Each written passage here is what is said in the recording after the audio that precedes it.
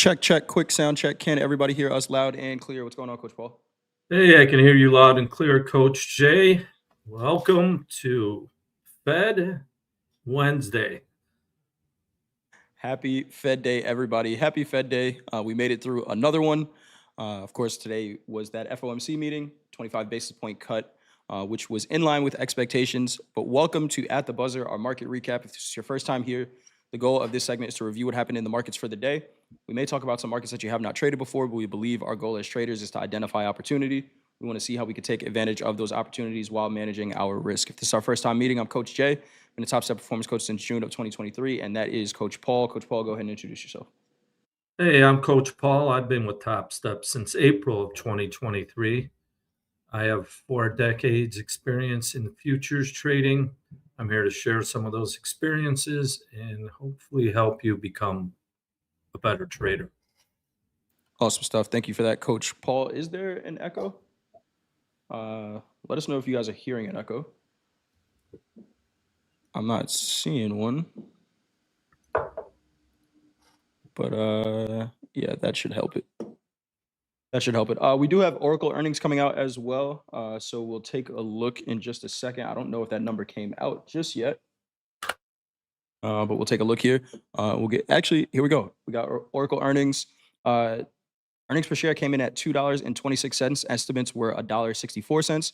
Adjusted revenue came in at $16.06 billion. Estimate was $16.21 billion. Operating income came in at $6.72 billion. Estimates were $6.82. So they beat on earnings per share. Looks like a slight miss on revenue. Cloud infrastructure revenue, $4.1 billion. Estimate was $4.1 billion. Cloud application revenue, software as a service, which is most of what Oracle does, and that cloud revenue came in pretty much in line with expectations. So, not big reaction yet. Oh, not yet. I'm looking at Oracle selling a little bit after close. Oracle closed around $2.23, trading $223, trading $210 right now. So down about 5% off of that earnings print. But let's get into the news. Of course, today we had Fed rate decision. That was the big news for the day. We did have Bank of Canada with their rate decision as well, kept rates the same. Of course, we had the 25 basis point cut here in the U.S. Afterwards, we have the press conference as always.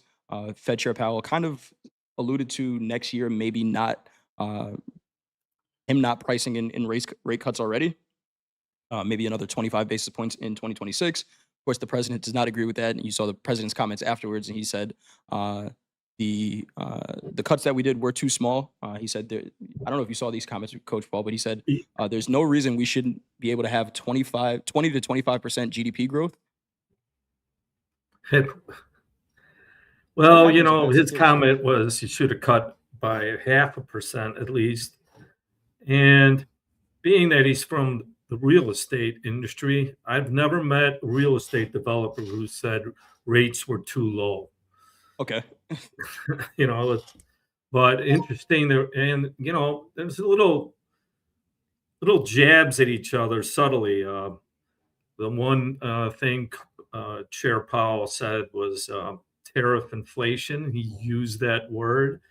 So that part, a little politics inside of it, but at the end of the day, the market liked it, rallied, and now what's next?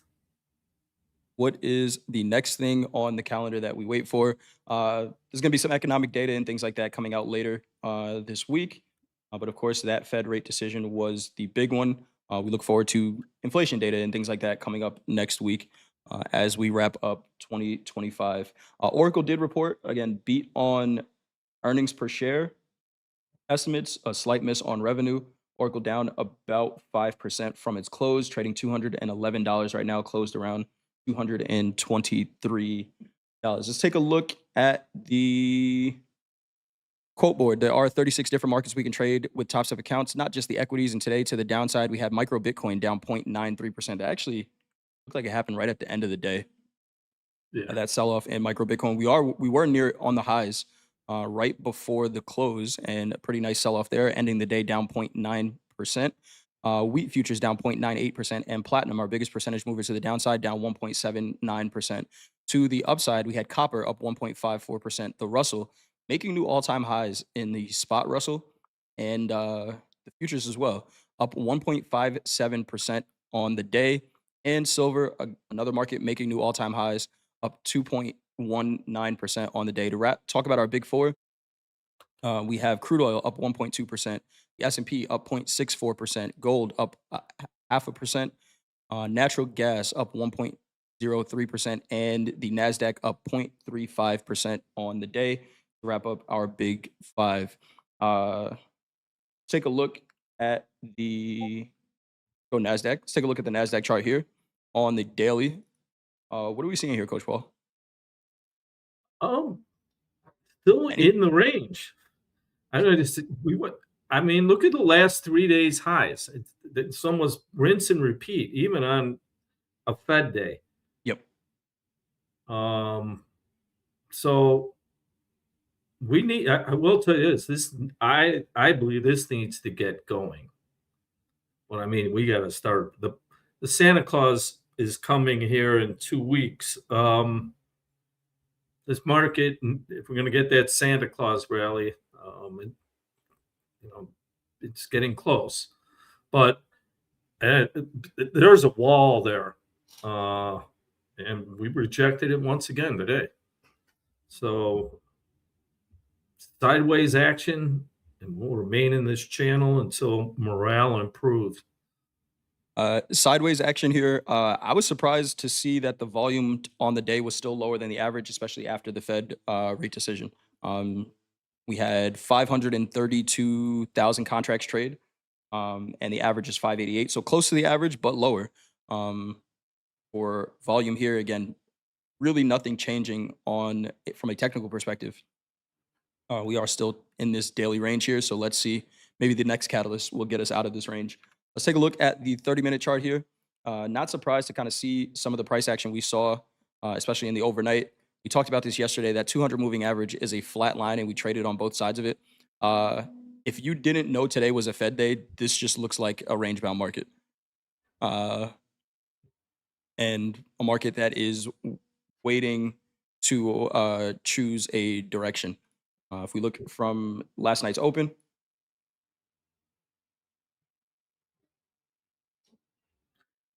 what are you seeing here, Coach Paul?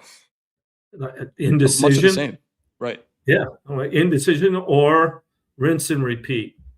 Both sides of that opening half an hour, there was a nice J trade this morning. But I mean, look at yesterday's action. Look at today's. We're still all in that same range. Indecision, light volume, range trading. Range traders, this is your day.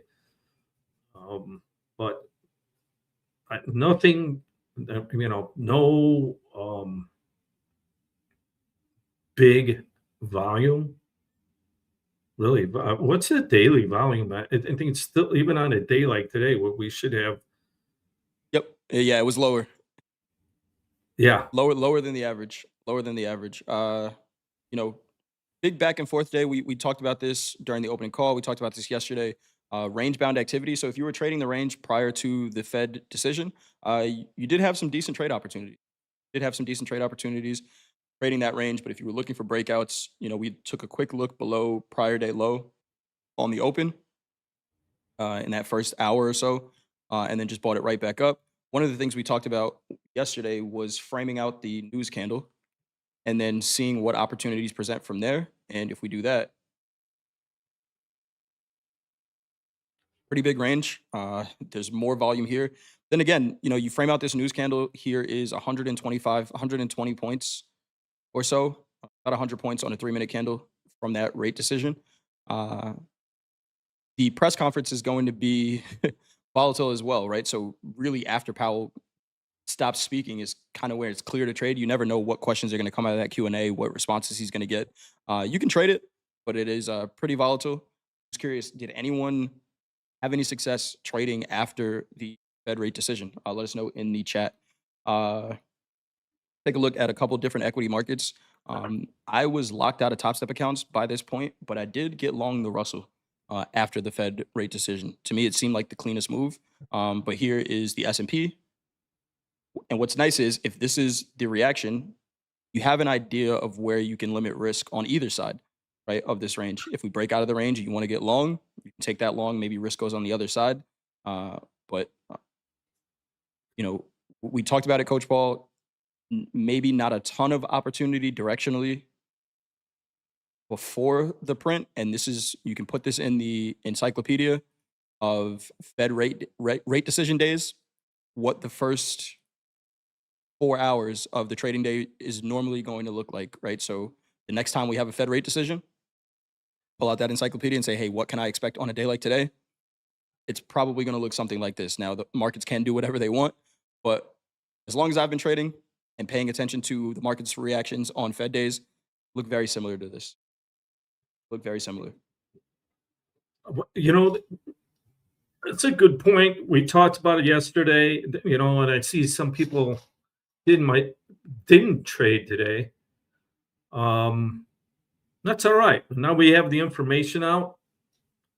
To me, it's just going to be a little cleaner trade, but I've become a big fan of Rusty. That's a After clean that move. number, for a 5 minute or a 3 minute after the announcement was the cleanest trade of the day for me. Yeah. We frame that out. VWAP left urgently, and there really wasn't much heat. It went. It was a nice 2-to-1, but it up against the third level of resistance on a pivot chart and just faded back. But there's a lot less. There's a lot less retail trading in Russell, so it does have a little cleaner indicators. What did you see in that, Rusty? Same thing. It kind of just held up better. I did not trade on this breakout. I waited for a little bit of a pullback. I think I got in somewhere around 25.50s. Yeah, 25.50s. So took a little bit of heat on it. But my risk was, this candle. So giving it a little bit of a room to work, trying to get in near this VWAP. But leaving the range, it looked like VWAP wanted to leave the range as well. So it looked like the cleanest push, right? If I go back to the NASDAQ, and I did have all the charts up, look at VWAP here in the NASDAQ, right? Big range. It took VWAP a long time to leave that range. By the time it left, market was coming back down. In the S&P, same thing here, right? If it took VWAP a long time to leave this range, and again, by the time it was leaving, we were up near a resistance, 6,900, big fat round number, and we see the volume start to slow down. The Russell just looked like it had the potential to go where the other equity markets didn't. Same here with the Dow. Took a while for that volume to leave the range, and just went with the one that looked the best at that time. Yeah, if you put up 5 minutes, even a little cleaner. There you go. Yeah. There it is. But see some comments in the chat here. D-Trader says, I blew an account. I'm so sad and disappointed with myself. Felix, chop always kills me. I need to add that 200 moving average to my charts. King Potato, I see a great setup, and I think it's a good idea to use a mini contract, and it always goes horribly wrong. I need to ban minis and stick to micros. Some of these things that you guys are saying, they are patterns that will continue until we make changes, right? So if you're disappointed with yourself for losing an account, that's a good thing, right? Because you could have done something better. So now you have an opportunity to change that, right? Scale down, slow yourself down. I saw somebody else say, Kyle Wood says, I can't stop when I'm ahead. It's unreal. These are all patterns, right? If you say, I can't stop when I'm ahead, not the first time you've done this, right? So when you get ahead, and Coach Hoop just said it, it's great recognition, right? And great self-awareness. When you get ahead, what decisions can you make to prevent that from being the pattern, right? And I'm telling you from firsthand experience, it's not going to be easy to do so. When you get up right now in your trading, it's your natural inclination to continue to trade. And that's why it keeps repeating. You have to fight that, right?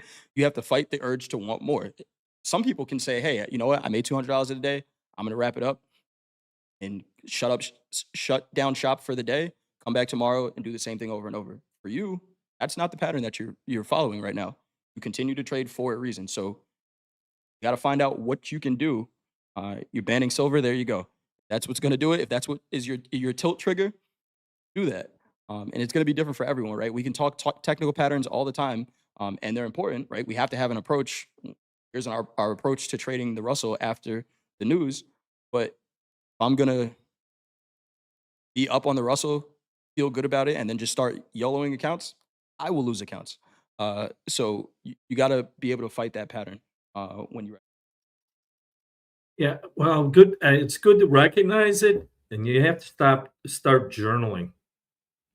Saying it one thing, but writing it down and actually a process of accountability. Or sometimes you just get caught into that cycle. I'm not doing this again. I'm not trading NASDAQ. I'm not going to trade, well, in this case, silver. I've done that. You know what? You know Yeah. what it is? It's you. It's me. Yep. It's, um, one way to counteract it is you have to execute a trading plan. If you're made money on a trading plan and then tried to double that because you traded outside of a trading plan because you were like, wow, man, I can read this. I got it. I got it figured out. Now I'm going to push. And you leave and you start entering on impulse or greed. You have to, and you have to recognize that. And when recognize it is going back to square one, execute a trading plan. Something that has an edge, just execute the edge. Absolutely. Otherwise, you get caught, and I've done that. You get caught in a vicious cycle. So I'm glad you recognize it, journal it, improve. Uh, Genius Monkey says, I developed a horrible pattern of trading on my phone. I'm going to throw my phone away. There's probably a couple of steps you could take before throwing your phone away. You might need that to communicate with your loved ones, or employer, or things like that. But you could delete the app off your phone. That's an option. Delete the app, or get a dumb phone where you don't even have the option to trade on your phone. All right. Looking at what is and it was a question. What do you guys think for the Asia session? I'm gonna keep the news candle framed out. We look here at the NASDAQ. I know most of our traders trade the NASDAQ. I'm gonna look at, and this is not anything different than what we do all the time, right? I'm gonna look at the highest volume candle. This is on the 30-minute chart, and see how the market responds to this range here. We can see we tried to push up price wise outside of this range, and we just fell back into it. So for the Asia session, again, on a higher time frame, nothing has changed. So I don't know that there's something definitive I could say after seeing what we saw today. Nothing has changed as far as price goes, right? We short up at the upper extreme of this range, buy it at the low. So I kind of just have to go with that until the market shows something different. Anything you would say to that, Coach Ball? Anything you're seeing different here? Yeah, I'm really not going to trade it at night after a day like today, unless I see something like a urgency trade off the half an hour. Right. Personally, that's what I would look for.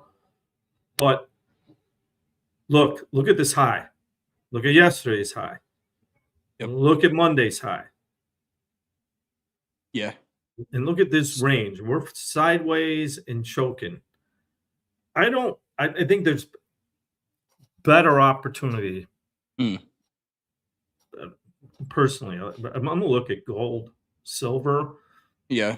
but if you're going to, and it goes back to this, trade something that is specific. It's a specific strategy that has a positive expectation. Otherwise, you get caught doing what? Trading the trade. That's what that damn phone does. Oh, wow. Oh, I just put one on it. They're like, it's like potato chips. Yeah, Just going to have one or two, and then you never the have one or bag's two. gone or your account's gone.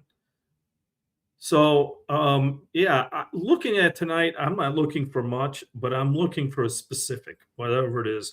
To me, is an urgency out of a half an hour. If I find that, I'll trade it. Otherwise, I don't have to trade. Yep, absolutely. There we go. All right, let's take a look at the metals then. We did have silver make a new all-time high today. Gold, another one where if you felt like we were waiting for something, we got the something we thought we were waiting for, and nothing really changed here. Uh,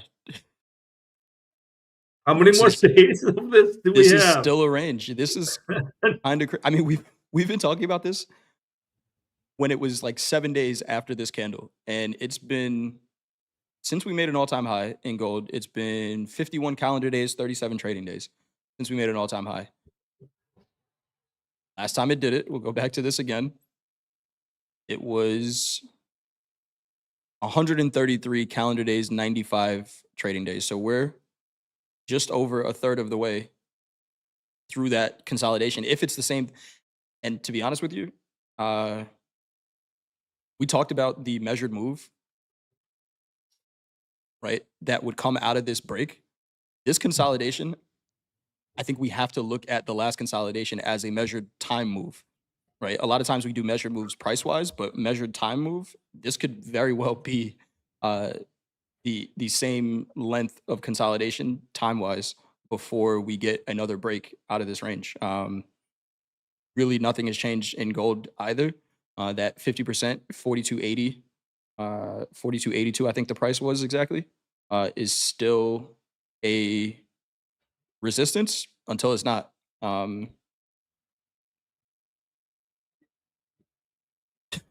Anything you want to say about Silver's gold here? s- silver is the gold of the metals now. Yeah, It's we're just seeing all trading differently. we're seeing all the stars, if you will, take a back seat to other markets. Gold is the star of the metals, taking a back seat to silver right now. The NASDAQ's usually the star of the equities, and we see the Russell making new all-time highs. It's interesting stuff going on here. Oh, see, just looking for opportunity. Um, we're day traders. So we do this review, giving, going back to reviewing the day, different markets.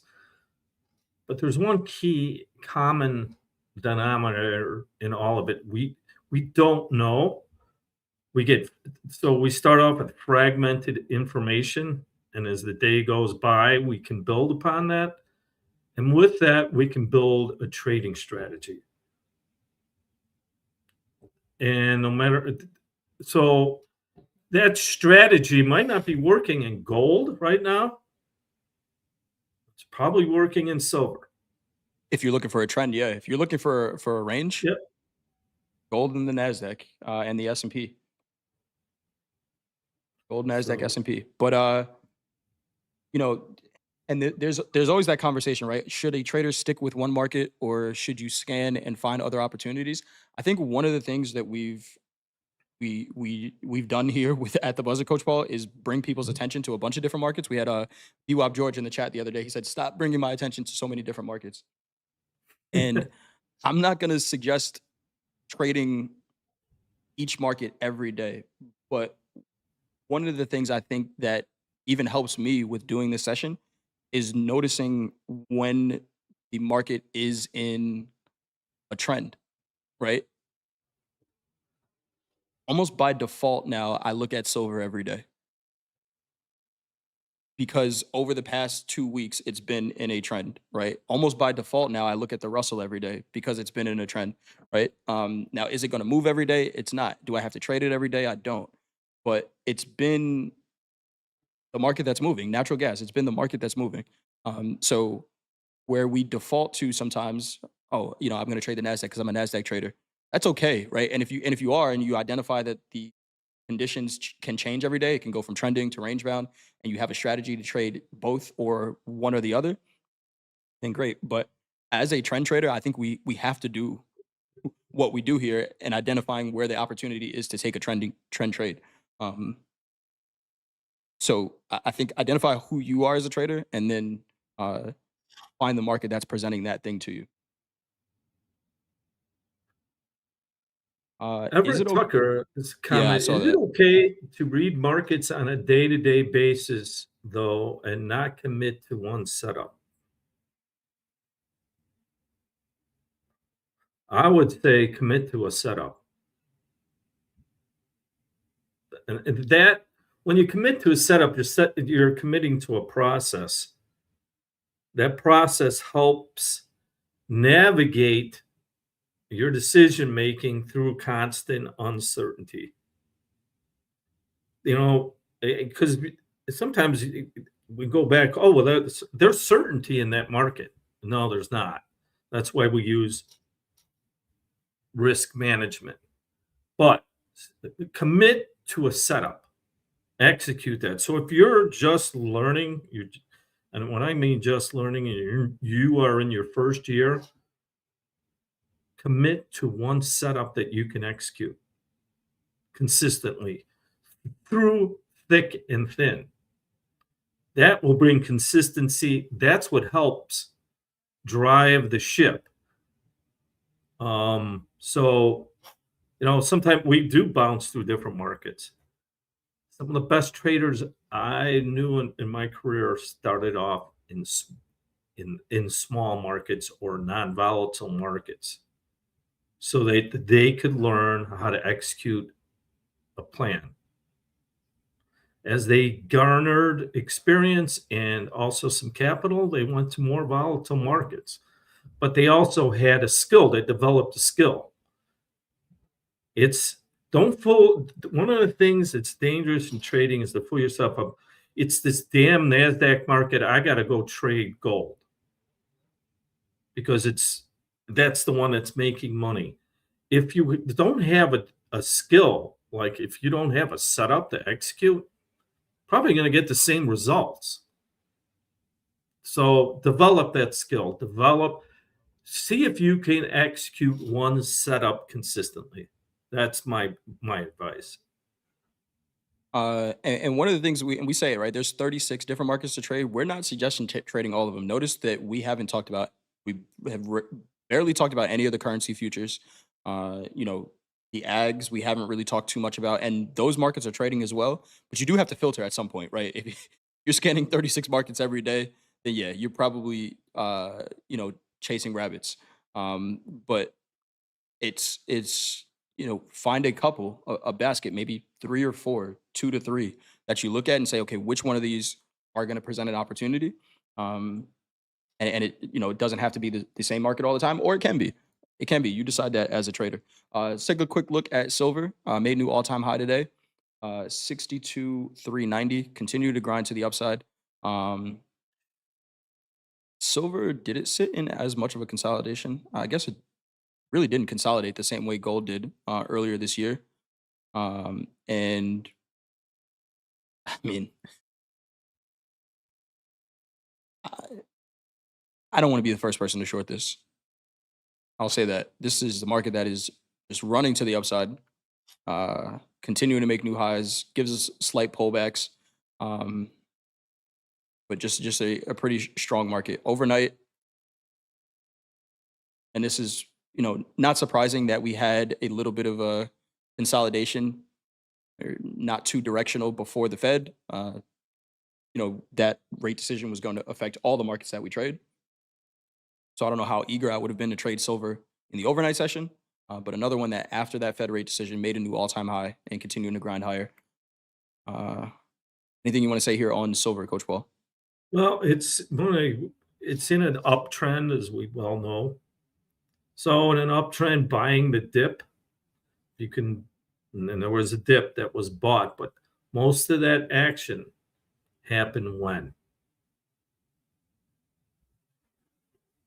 after Fed announcement.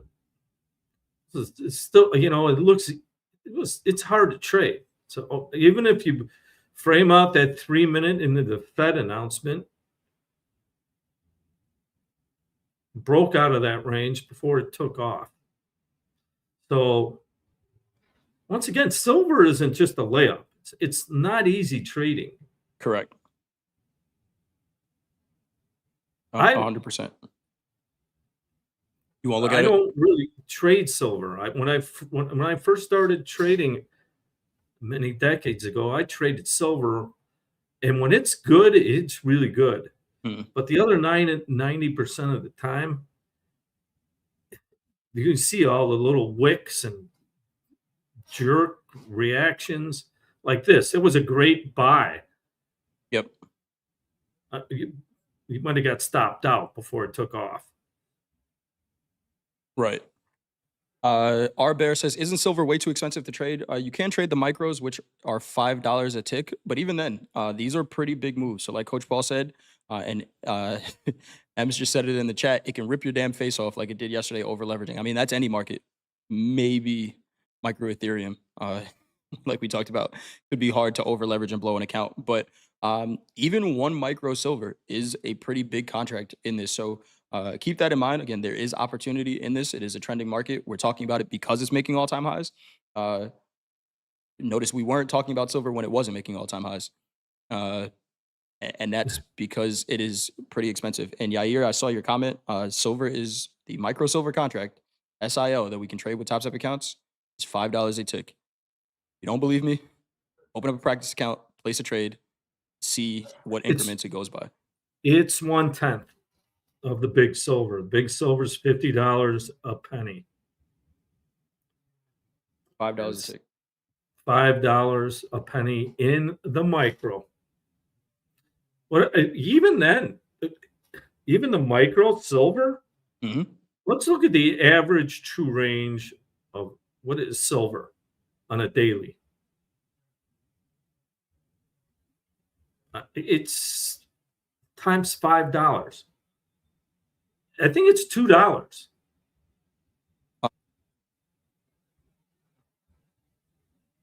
$2. Yep. $2. Mm. So it's 200 ticks at $5. That's $1,000 range in micros. It's Yeah. it's the micro. If you're trading the big one, it's $10,000. It is a expensive contract to trade. It definitely is. So just be careful out there. Again, one micro. We say one micro in some of these smaller markets, right? That are can do a lot with trading one micro, and a lot means a lot on both sides. So make sure you trade well. Have a process for trading it. You're going to trade it, and again, maybe do so in a practice account. We say this all the time, but do so in a practice account so you can kind of get an understanding of that market before you just jump in there and look to make some money. For the Asia session, what am I looking for price to do with that candle? We'll go back. I think Chauncey here, you're talking about the equities. What am I looking for price to do? Whatever it wants to do. And I don't know if that's a great answer, but really whatever it wants to do. We have a high up here, 25,834.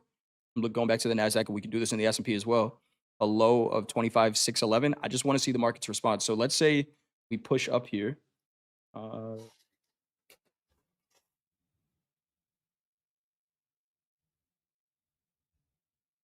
Let's say we push up here, right? And we have candles trading higher, but VWAP is still down here. Then I'm not going to trust this move, right? If we have a candle push up here, VWAP is lower, I may not trust this move, which might tell me an opportunity to sell back into this range.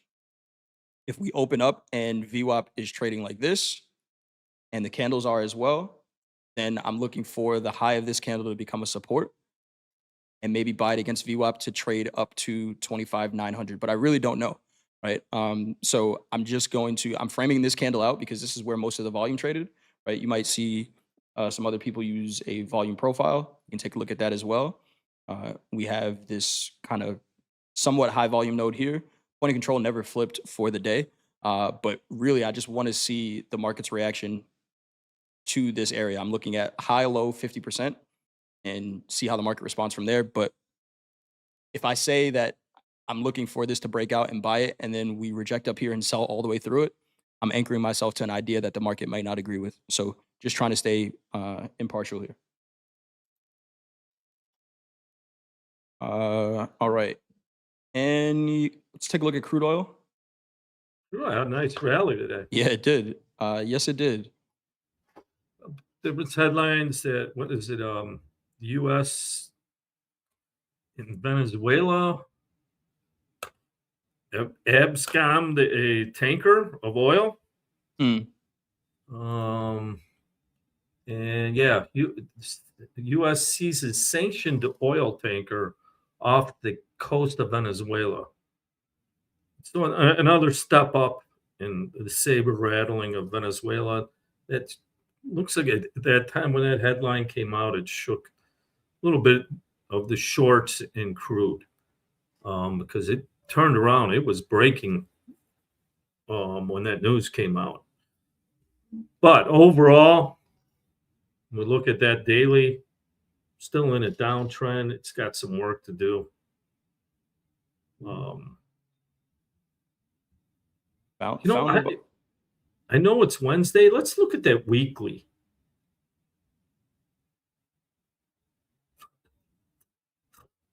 Looks like the daily. Right. Wow. Yeah, not this is a range. If you want to trade a range bound market, crude oil is the place to be. So Crude oil is the place to be. we're in the middle of this range. Buy low, sell high. Yep. Crude oil has been sideways for 4 months. I mean, it really has, right? I mean, just look at this consolidation that we're in. If you can find a place at the extreme of the range, there is a decent trade there. Like we said, on the half an hour, found a low, and that is a $1.38 move, $1.38 move to the upside. So there is some opportunity in it. You want to trade it. Natural gas didn't really do too much today. Kind of a quiet day here. A little bit of a bounce from the lows. It says kind of a quiet day, and it was still up 1%. But that's a quiet day in natural gas. If it's not over 2.5%, probably doesn't mean too much. Did hold at the daily. We are using that 200-day moving average as a resistance. So if I'm trading natural gas, I'm going to look at that white line on the daily chart. Right. We just kind of did a rapid fire through those markets. I guess, did we start a little early? Maybe we did. Anything else, Coach Paul, that you want to talk about? I haven't asked you this question in a little bit. Anything on your scouting report? Talk about a lot of markets. So Nothing big on the scouting report. Most markets are churning right now, as will happen at the end of the year. But let's take a look at Bitcoin because it is not acting like a stock anymore. But it's dead. Yeah. But it is still holding the daily J trade. It's settled and held above the 20-day moving average. So it's making an attempt. We are going sideways to higher. On the half hour, we did not do much today. Flat range, but we did hold the 200. And that was support for an hour and a half today. It seemed it's after yesterday's rally, it held what is half of it. Well, there it is. I don't even have to tell you, 50%. So it could be that's another thing that's going into a range, but also starting to slow down on the downside, maybe find a low and start rallying again. It's the only one that's I really is on my radar.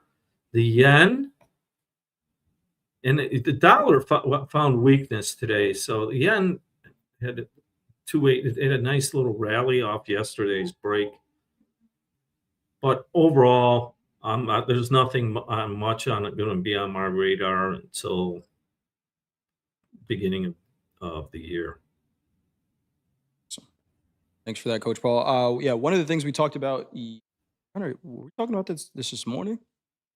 But 50% of this range, right around that 200 moving average, was a nice opportunity.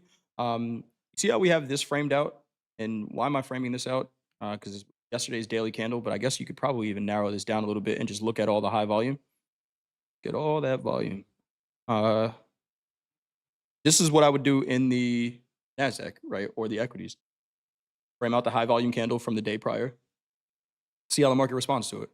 And we got to push above it. Volume never left, even though this was a pretty aggressive push. We looked up near yesterday's highs. Where does it come back to when no volume trades up here? It comes back to where the high volume was. So that's what I'd be looking for in the NASDAQ, right? Price could advertise higher, but if there isn't any volume to go with the move, then I don't know how much honestly, this looks exactly like the NASDAQ chart. This volume profile looks very similar to the NASDAQ volume profile today.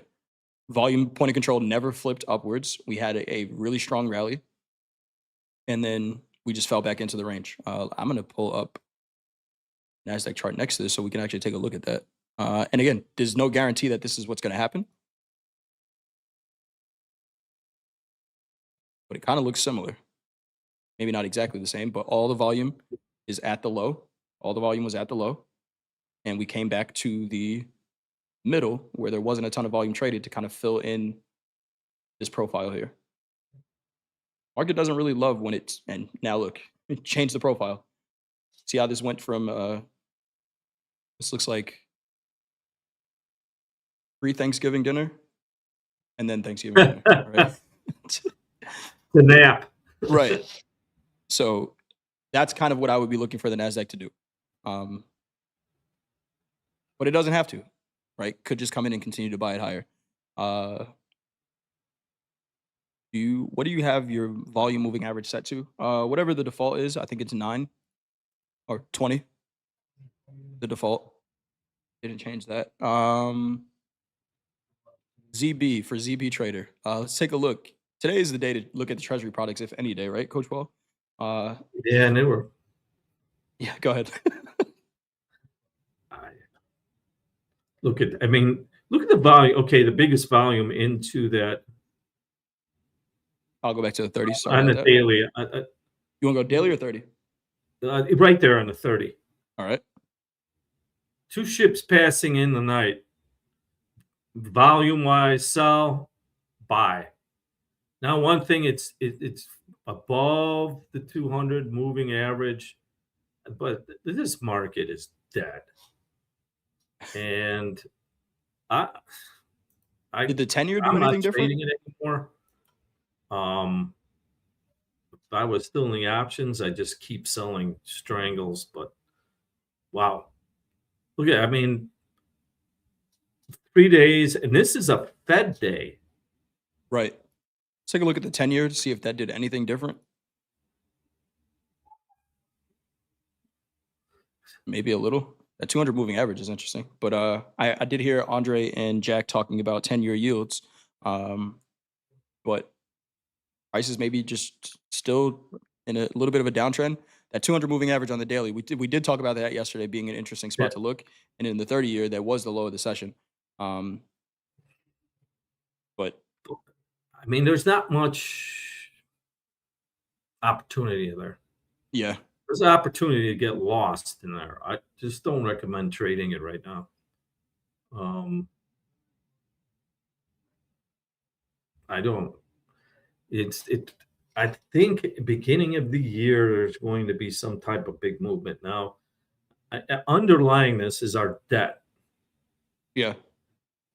Underlying it is some political overtones of Europe and Russia, and China. None of that matters right now if you're a day trader. As a day trader, I strongly recommend staying away from these markets. There you go. There you go. Uh, all right. We got a request for micro Ethereum. I'm only taking requests if you hit the like button.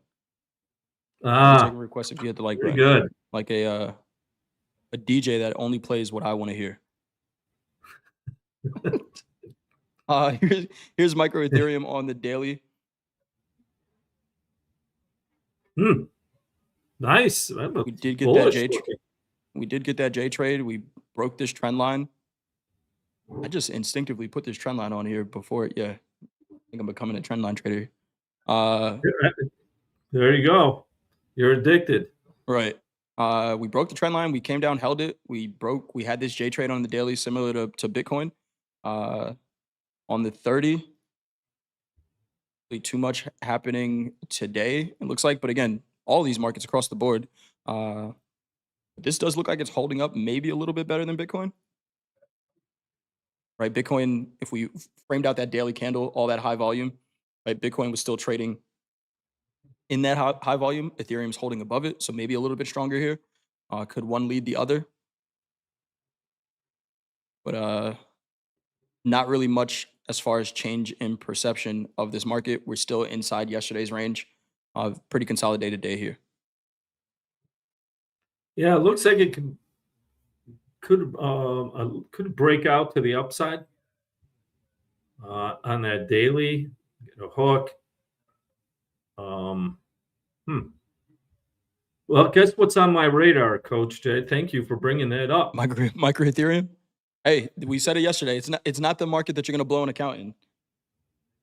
Not the market you're gonna blow an account in. I think if you used 15 micros today in micro Ethereum, you probably could have made $150, which is still $150. Uh, Still $150. Joe Crypto wants to know, what's a J trade? Is there a video on TopstepTV about it? Not a standalone video, but basically it's a high volume reversal. We're looking for, and in this case, we have one on the daily where this daily candle is just about 1.5 times the average. Usually we're looking for something, 2 times the average, or 3 times the average. And then a candle close outside of that range, with the idea being the extreme. So if I'm getting long, the lower extreme of that candle is where my stop goes. You can see once we close outside of this candle here, the one other thing we may add to this is volume, VWAP. Price and volume leaving this range makes this a J trade, right? Where even here we get a candle close and do get a little bit of drawdown, but why do we see a little bit of drawdown here on this close? And in this case, it's because volume didn't immediately go with price, right? Volume had to catch up. When price and volume go quickly, that's an urgency J trade, right? Where volume just says, hey, you know what? We're getting out of here. We're going to run in the other direction. But you can see we never took out this low because there was some selling absorption here. Sellers met a big buyer that are holding this market up right now.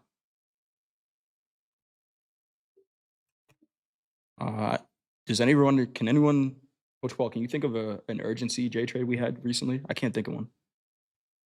Just want to show an Um, example. But I think try yen. yeah, Oh, it's- of a J trade or urgency? yeah, an urgency J trade where that volume went immediate. I can't think of one. No, I not off the top of my head. Can't think of one. Last week Uh, we had one.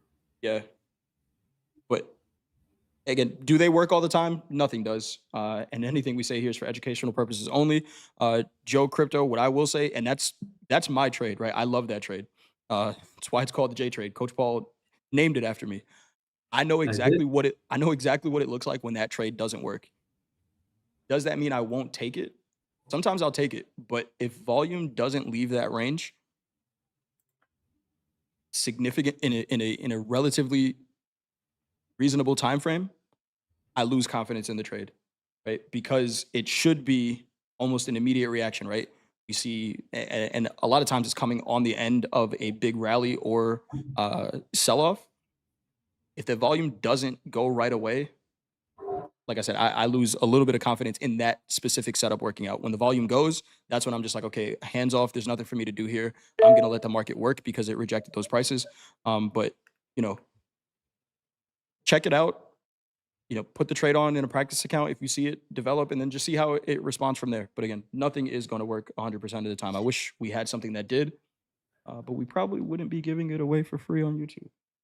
So if you can do us a favor, hit that thumbs up button. All it costs you is your like and attention. Tell your friends and family to subscribe as well. Coach Paul, anything else you got to you want to cover before we go?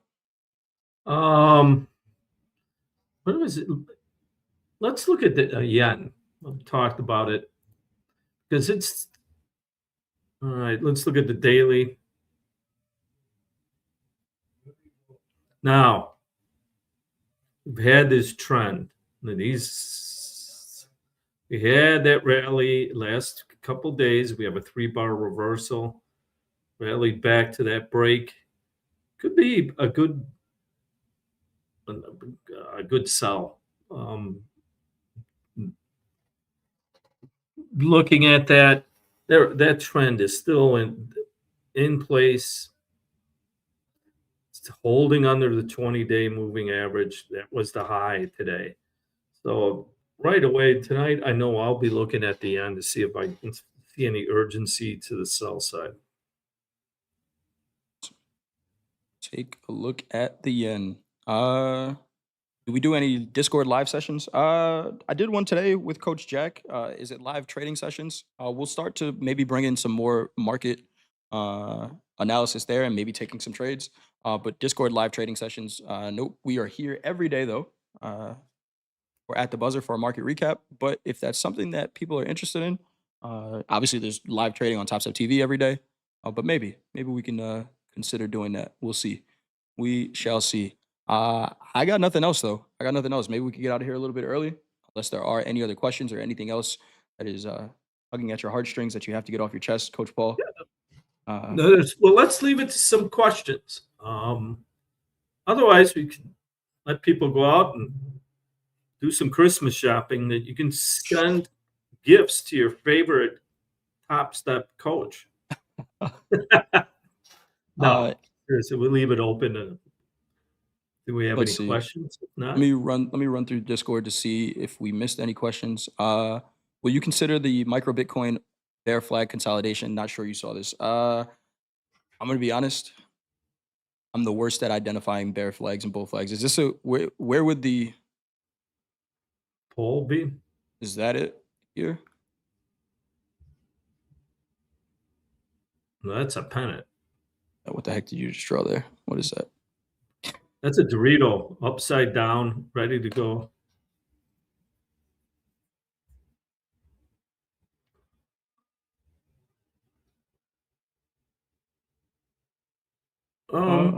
While you're doing that, I'm going to answer another question.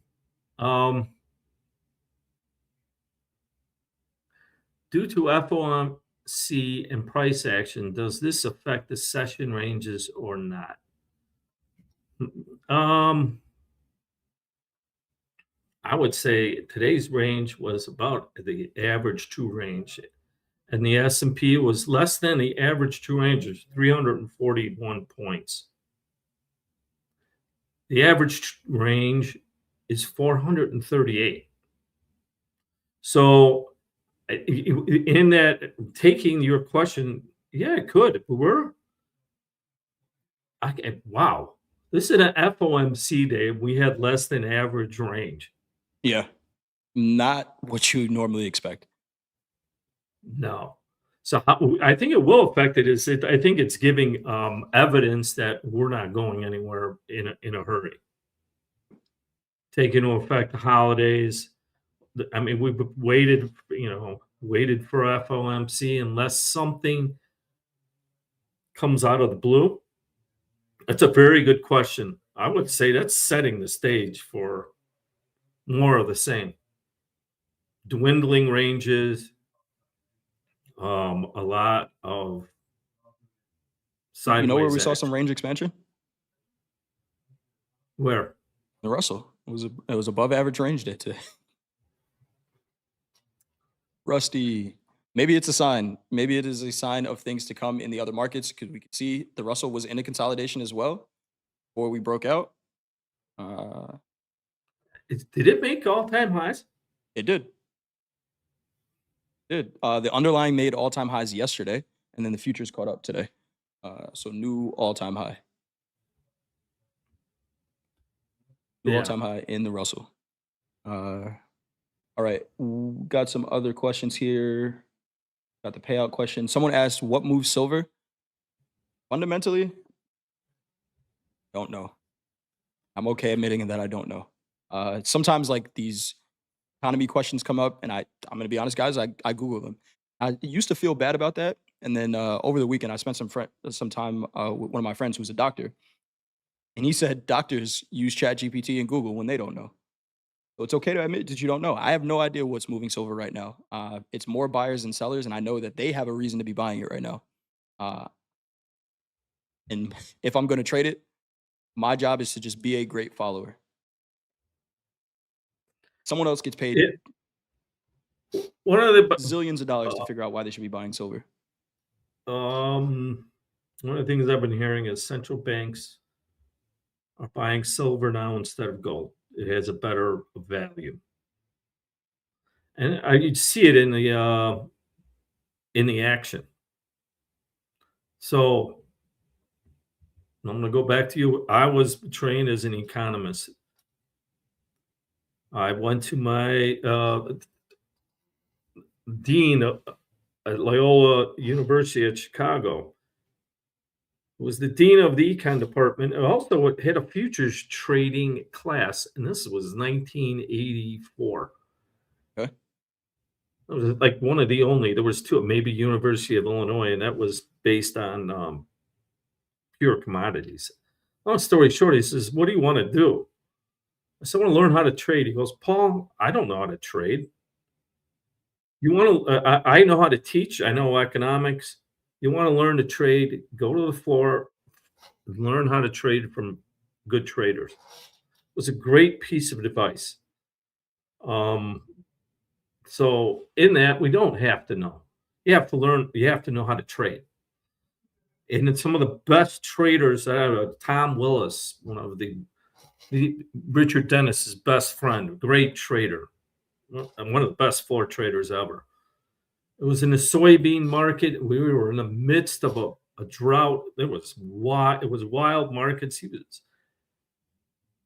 some guy. There was one of the members who owned a farm came in with a dead soybean plant, dried out. He hung it up on the trading pulpit. And this guy, Tom Willis, comes in. He's one of the biggest soybean traders. He goes, "What the hell is that? That Didn't even soybean?" recognize the product he makes money in. He's a trader. He's the kind of guy who would go trade bonds if it was busy. Right.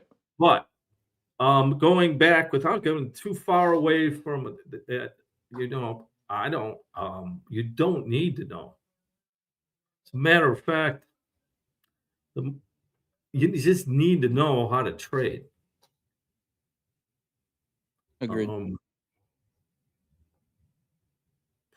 It may help to well, know, but for me, I just anytime I've tried to know what was happening, right, and or make sense of, hey, this is going to happen. So this, maybe some longer term investments, but for what we're doing here for day trading, by the time I know, it's too late. I'm late to the move. So Here's another question from Bullet Traders. Paul, do you believe the Fed not buying up bonds and tightening up on the balance sheet has an effect on how equities move? Long term, yeah, I do. But coming into the end of the year and the tightening up of the balance sheet and the end of the Powell regime, you know what? Is it going to have an effect on the equities? No, I don't think immediately. I think this. there's going to be a new sheriff. It's going to come sooner than later. And if that sheriff answers to the president and not to the market, you're going to see equities get wild. That's my feeling.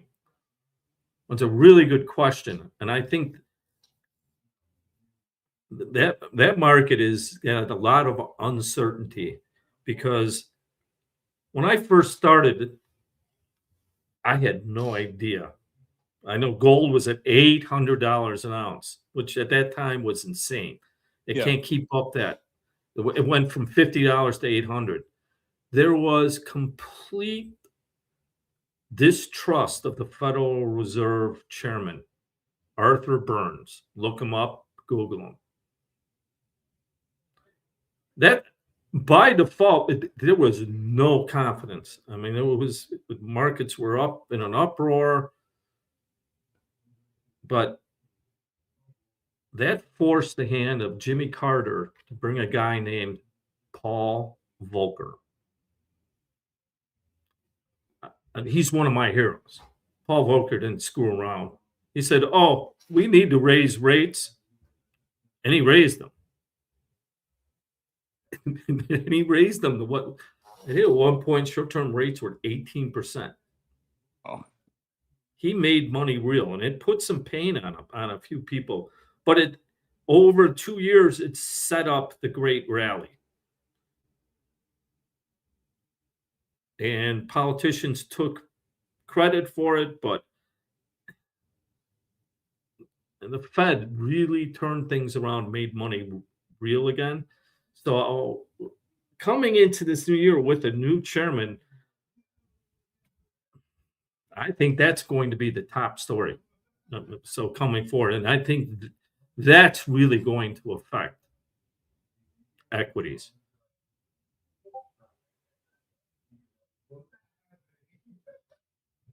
All awesome right. stuff. Thank you for that, Coach Paul. Let's see. Got one more question here. Jay, can you show how we can take the same trade on multiple TopStep accounts? It's in the copy trading settings.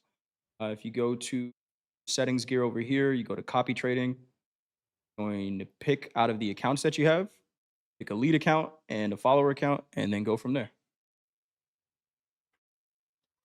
All right. There's a bunch of other settings that you can change in there, but play around with the menu. You'll find it. Tony, and hi. I thought you went to Loyola. Did I say something else? I don't think so. Yeah, I went to Loyola. There you go. All right. I think All we right. did it. Good session. Hopefully everybody had a good day. Hopefully you learned something from today. Thanks for joining us each and every day that you do. We got Coach Hoop doing a class in Discord, 6 p.m. Eastern time. Then Coach Ray and Coach Vince, 7 p.m. and 8 p.m. Eastern. I'll be on Slow Markets with Dakota tonight at 8:30.